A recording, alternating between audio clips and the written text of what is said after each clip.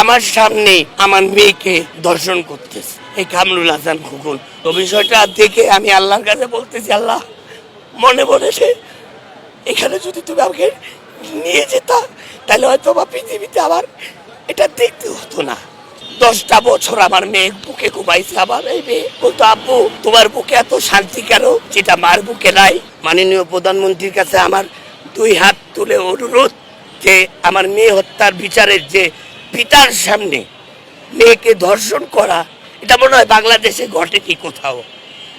তো এই আসামিকে 15 দিনের মধ্যে প্রকাশ্যে ইট করে, এটা হচ্ছে আমার দাবি। এবং আমি যদি শাস্তি তার দেখে মরতে পারি এটাই আমার জন্য শুকরিয়া এবং আলহামদুলিল্লাহ, তাছাড়া আর আমি কিছু চাই না। তো বিষয় হচ্ছে এই কামরুল হাসান খোকনি তার ভাড়াকৃত বাসা নাসিমপুরে আমার বড় মেয়ে সোনালী আক্তার শিফাকে ধর্ষণ করে 2022 সালে। তো ধর্ষণ করার পরে বিষয়টি যখন আমাকে আমার মেয়ে জানায়, তখন আমি নিজ বাদী হয়ে টঙ্গী পূর্ব থানায় মামলা দায়ের করি, যার মামলা নাম্বার হচ্ছে 61, তারিখ 25/11/2022। এটা বর্তমান এই নারী শিশু আদালতে গাজীপুর কোর্টে রয়েছে। তো এই ছেলে জেলে চলে যায়, আমি আমার 2 বাচ্চাকে নিয়ে আমার গ্রামের বাসা লালমনিরহাট চলে যাই। তো লালমনিরহাটে 1 বছর আমি ওইখানে অবস্থান করি। তো বিষয় হচ্ছে আমার বাড়িতেই আমার পর্যায়ে অ্যাকচুয়ালি ঠাই হয়। তো আমার মেয়েকে আমি বোর্ডিংয়ে দেই ওই স্কুল থেকে, আর আমার ছোট বাচ্চাটাকে আমি মাদ্রাসায় দিয়েছিলাম। তো 1 বছর ওইখানে থাকার পরে আমি আবার ঢাকা ব্যাক করার পরে আমি চাইছিলাম যে আরো 10টা যদি বিয়েও করি, মায়ের মতো তো আসলে মা হবে। তো আমার এটা একটা চিন্তা ভাবনা ছিল মাথায়। তো আমি আমার ওয়াইফকে ডিভোর্স দিয়ে দিয়েছিলাম। তো আমি 2 বাচ্চা নিয়ে আমি যখন ঢাকা আসি, তো আমি আমার ডিভোর্স প্রাপ্ত ওয়াইফকে আমার বাচ্চা 2টাকে আমি ওর কাছে দিয়ে দিই। ও কামারপাড়া নিয়ে যায়, আর আমি আমার ছোট ভাইয়ের বাসায় উঠি। আমার ওয়াইফ ওর বাসায় জায়গা পায়নি, ওনাকে একটা বাসা ভাড়া নিয়েছিল, এটাও আমি জানতাম না। তো আমাকে প্রায় 10 দিন না 15 দিন পরে আমার ওয়াইফ ফোন দেয় যে তো তুমি কোথায়, একটু স্টেশন রোড আসো। আসলে তখন আমার মন মানসিকতা, আমার শারীরিক শরীরের অবস্থা সবকিছুই খারাপ ছিল। তো আমি যখন স্টেশন রোড আসলাম, আমার 2 মেয়ে ওর সাথে ছিল আমার ওয়াইফের। তো আমাকে বলতেছে যে রিস্কায়। তো আমি বললাম কোথায় যাব?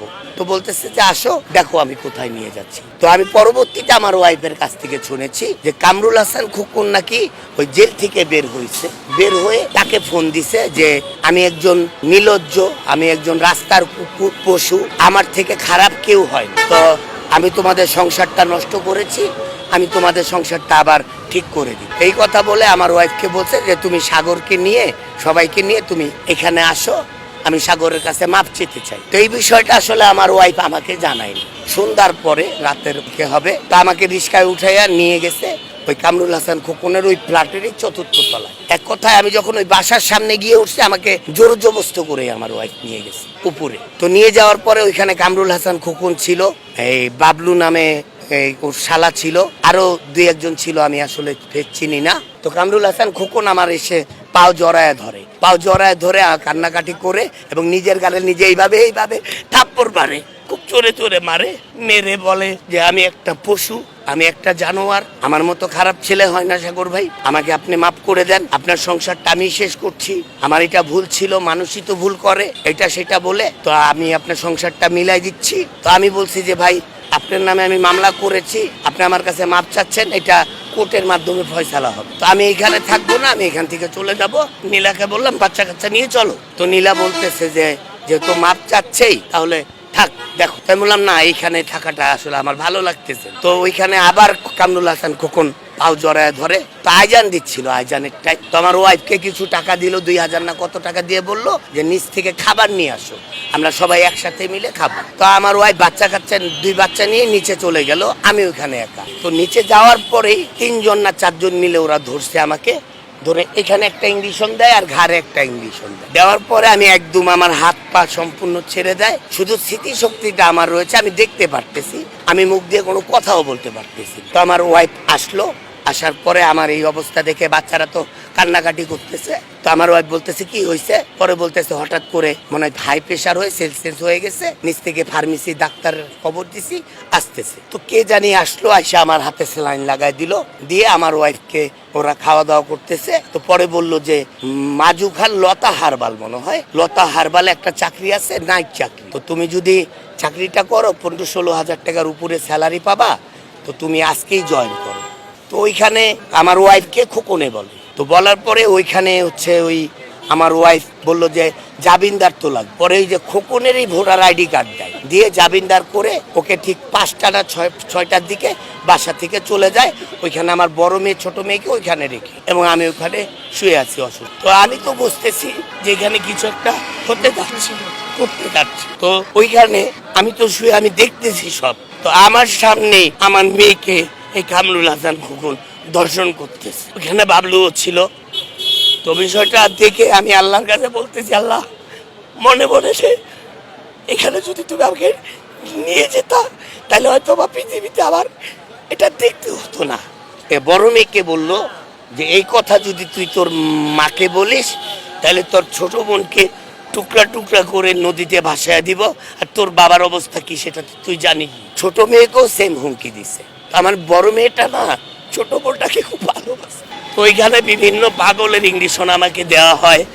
1 মাস 12 দিন টানা ওই রুমটার মধ্যে আমাকে আটকে রেখেছিল ওরা, এবং বিভিন্ন পাগলের ইংলিশন দিয়েছে, বিভিন্ন কিছু করেছে, আমাকে লাস্টে পাগল বানাই দিয়েছিল। 1 মাস 12 দিন পরে সামনের রুমে আবার পাহারাও থাকতো। তো রুমটা খোলা ছিল কিনা আমি জানি না, ওইখান থেকে বের হয়ে চলে গেছে। বের হয়ে চলে গিয়ে আমার কোনো স্মৃতিশক্তি ছিল না। আমি 3 মাস পাগল হয়ে রাস্তায় ঘুরেছি। আমি পরিচয় ছিল না, আমি জানতাম না আমি কে, আমার নাম কি, আমার পরিচয় কি। 3 মাস পরে জয়দেবপুর স্টেশনে আমার খালাতো ভাই আমাকে পায়, পেয়ে আমাকে ঢাকা মানসিক হাসপাতালে ভর্তি করে। 10 দিন না 12 দিন যাওয়ার পরে আমার একটু স্মৃতিশক্তি ফিরে আসার পরেই আমি জিজ্ঞেস করি আমার বাচ্চা কোথায়। তো আমাকে বলা হলো যে তোমার ছোট মেয়ে ভালো আছে। আমি বললাম ছোট মেয়ে ভালো আছে, ঠিক আছে, আমার বড় মেয়ে কোথায়? 10টা বছর আমার মেয়ে বুকে ঘুমাইছে। আমার এই মেয়ে 10টা বছর আমার বুকে ঘুমাইতো। বলতো আব্বু তোমার বুকে এত শান্তি কেন, যেটা মার বুকে নাই? তখন আমাকে বললো যে সেই কামরুল হাসান খোকনের ফ্ল্যাটে তোমার মেয়ে ফাঁসিতে ঝুলে মেরে ফেলছে।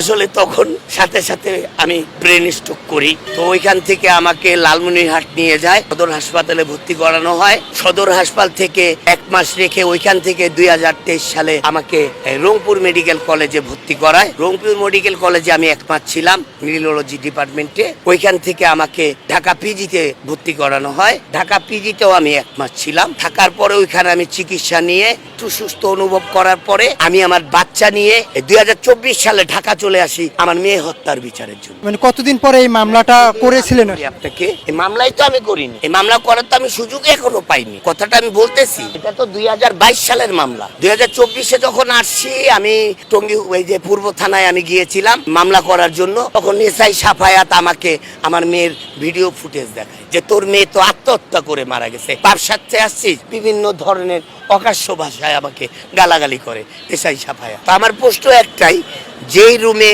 2022 সালে আমার মেয়ে ধর্ষণ হয়েছে সেই রুম থেকেই আমার মেয়ের লাশ উদ্ধার করে পুলিশ, এবং কামরুল হাসান খোকনকেও গ্রেফতার করে নিয়ে যায়, এবং মোটা অঙ্কের টাকা খেয়ে এই এসআই সাফায়াত ওই থানার ওসি সাহেব তাকে ছেড়ে দেয়। আমি অভিযোগ দিয়েছিলাম যে আমার উপর হামলা হচ্ছে, এবং 2024-এ আমার উপর হামলা করেছিল, আমাকে অনেক আঘাত করেছে ওরা, মানে হত্যা করার চেষ্টা করেছিল।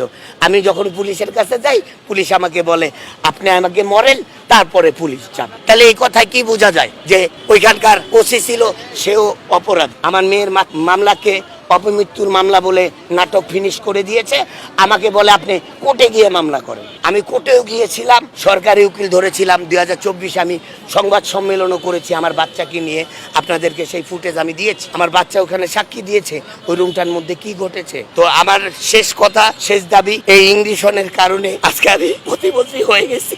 আমার ছোট মেয়েটা এতিমখানায় রয়েছে। আমি 24-এও বিচার পাইনি। মাননীয় প্রধানমন্ত্রীর কাছে আমার 2 হাত তুলে অনুরোধ যে আমার মেয়ে হত্যার বিচারের যে পিতার সামনে মেয়েকে ধর্ষণ করা, এটা মনে হয় বাংলাদেশে ঘটেনি কোথাও। তো এই আসামিকে 15 দিনের মধ্যে প্রকাশ্যে ইট নিক্ষেপ করে এটা হচ্ছে আমার দাবি, এবং আমি যদি শাস্তিটা দেখে মরতে পারি এটাই আমার জন্য শুকরিয়া এবং আলহামদুলিল্লাহ। তাছাড়া আর আমি কিছু চাই না।